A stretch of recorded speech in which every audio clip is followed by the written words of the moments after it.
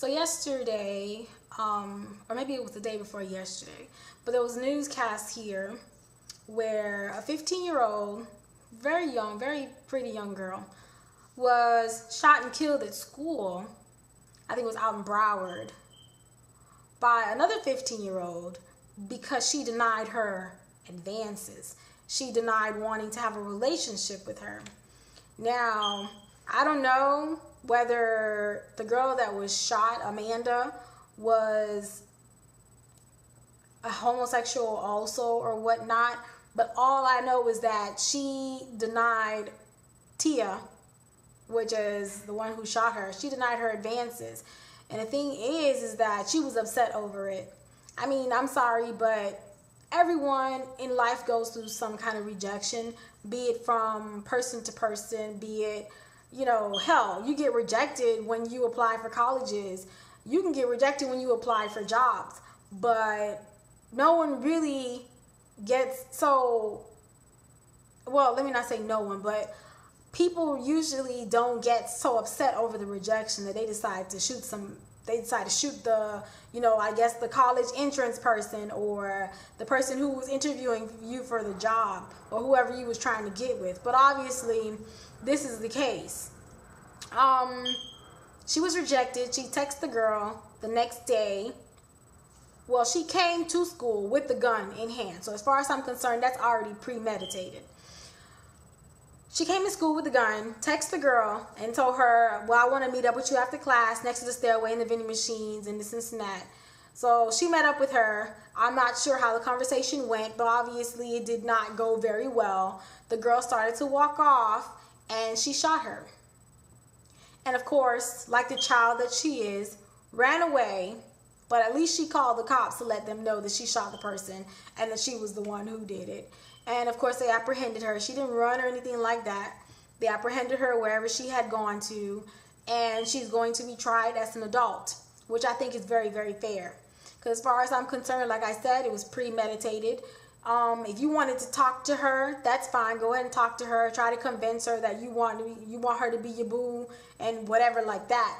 But if you brought a gun to school, then it was automatically already that either you would, if she didn't tell you what you wanted to hear, you was going to hurt this person, or you were going to pull out that gun and somehow make her change her mind because she was so scared to see the gun and end up going out with you. Whatever the case was, you brought the gun obviously with an intention to do something with it. And here she is in court saying that, well, you know, she's mourning the loss of Amanda also, and that she just wanted her to feel the kind of pain that she felt when she rejected her. Now, I don't know what kind of pain you're talking about, but the pain of rejection does not last that long compared to dying. Okay? What I think that a lot of kids nowadays don't understand is that, okay, so you have a situation, you have a problem with someone, fine. You know, talk it out, text it out, walk it out. You know, do whatever is necessary that you need to do in order to fix the situation. If it comes down to you guys having to throw some blows and tussling on the floor, then go ahead and do that. That's fine.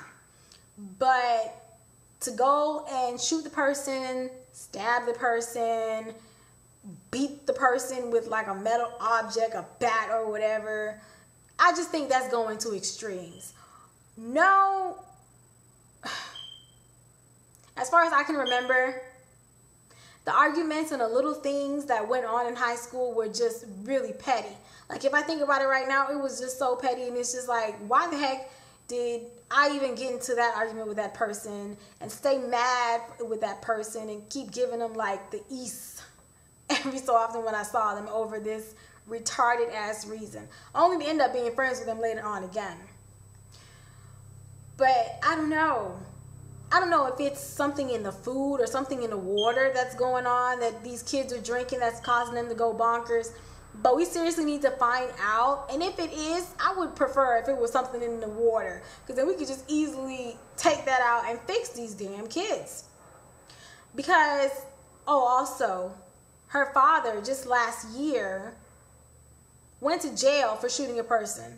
And she was saying how much she admires her father. Her father is her hero, and how it hurts her so bad not to be with her father since he's in jail. So I don't understand what would make her think that what she just did would make her father proud, to know that not only is he in jail for shooting a person, but here his daughter is in jail now also for shooting someone. And no, she's not going to go to juvie. I'm sorry. If they send her to juvie, I think that's just a big injustice. She needs to go to jail. It's not like she called the girl up or whatever, I want to meet with you, and they had an argument or whatever, and then in a fit of anger, she went home and got the gun and came back. No, she brought the gun to school that morning. So as far as I'm concerned, like I said, premeditated, which means there was no way, nothing was going to change the situation. This girl had the gun and she was ready and willing and was going to use it. Another thing is that she's inflicting the pain. But what she's not realizing is that pain is not only going to the girl's dead. So not only did you inflict something on the girl, but you inflicted something on her parents, her other friends, her other family members, people who loved her. Now they're also in pain too. And a lot of times people don't stop to think about the whole picture. When you hurt somebody, you're not just hurting them, you're hurting other people who love them also. So now this family has to deal with not having that girl in their life just because she didn't want to date you, she didn't want to be with you. Seriously, people are just getting shot up, especially the younger kids are just dying over some of the most ridiculous thing. If they're not dying over ridiculous thing, then they're shooting and killing people over some really, really dumb stuff. And it just goes to show, like I said before, that you really need to be careful about who it is that you're saying that's your friend, who you're calling your friend, and all that stuff. You just really need to be careful about who you're picking. You can't call anybody your friend, because obviously that girl was not her friend whatsoever. And there was another case that I was following, and I remember when it broke out. And this boy actually was, he was kind of like obsessed with serial killers. And he had actually made a list of people that he was going to kill because he wanted to be a serial killer also. And on the list was also his sister. I'm trying to figure out to this day, like, why were you going to kill your sister? Like, she had to have done something really silly to you. And you decided to add her name to the list. And he ended up going to school and also shooting his best friend. The boy died. And in court, when they're sentencing him, they gave him 25 years to life. I think he's 16 now. I think he also did it when he was 15. And they're sentencing him, and they tell him he's got 25 years to life with, I don't remember, I think it was like a really, really low chance of parole. And the boy was just leaned back in his chair with a grin on his face, happy as fuck. And I was just like, are you serious? Like, if it was me at 15 and 16 and someone told me, oh, we're going to send you off to jail for about 25 years to life, you know, there's really not going to be much of a chance that you're going to get parole, so that's it. I doubt that I'm going to be smiling. Granted, if I killed the person, I did wrong, and I deserve it, that's right. But I would be crying.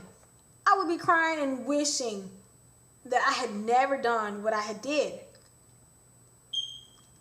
And he's sitting there smiling. The fact that the family, when they saw him grin and didn't just like jump across the little gate and just beat the shit out of him is amazing to me. I really don't know what's going on. When I grew up, things were not like this.